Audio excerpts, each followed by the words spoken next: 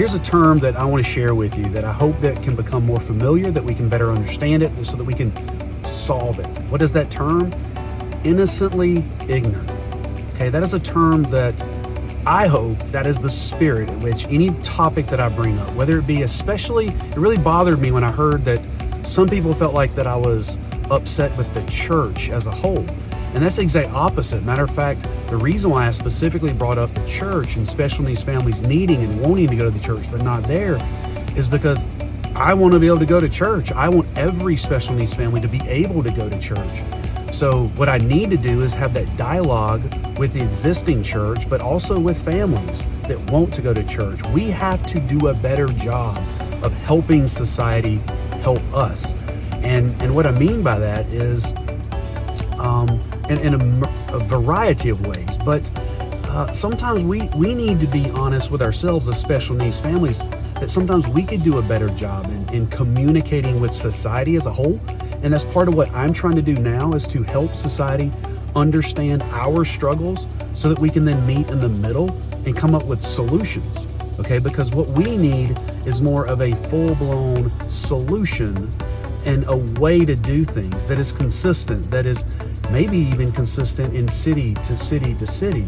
And that's where we have maybe, I don't really want to say failed, but where we need to get better, where we need to just be bigger, think differently, is that, let me put this scenario out there. Because I imagine there's been so many churches that have come up with a plan, come up with a program, and maybe because there was this one beloved family in your church or that wanted to come to your church, so you thought of this plan and you implemented it, and then all of a sudden, maybe the family member got sick. Maybe they had to be out, because that's what happens in our lives, where we could be out for 3-4 months recovering for X, Y, or Z reason.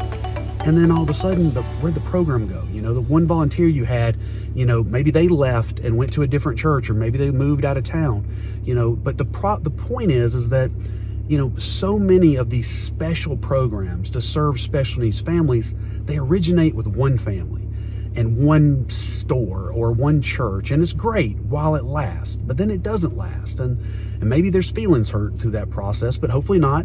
Moving forward, I want us to be more focused on the solution, not on everything that didn't happen in the past and who said what and who kicked us out of blah blah blah. I mean, let's focus on where we want to go and the solution that we want to find, and I think that solution is out there.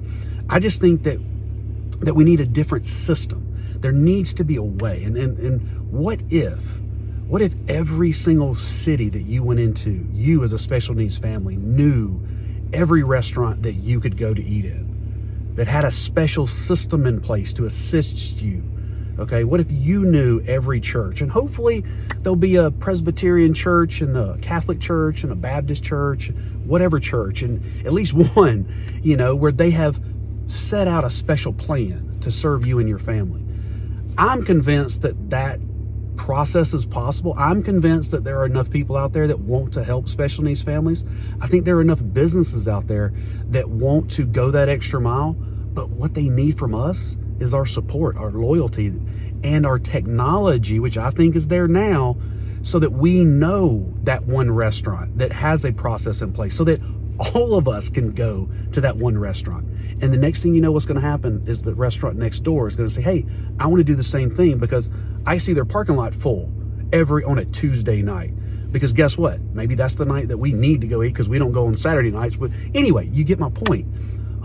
So again, I feel like society is innocently ignorant of our issues, of our needs, but more importantly, they don't know how to help.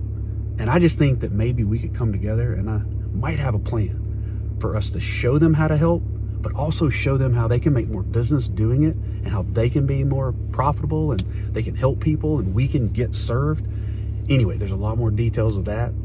So anyway, #snazzy.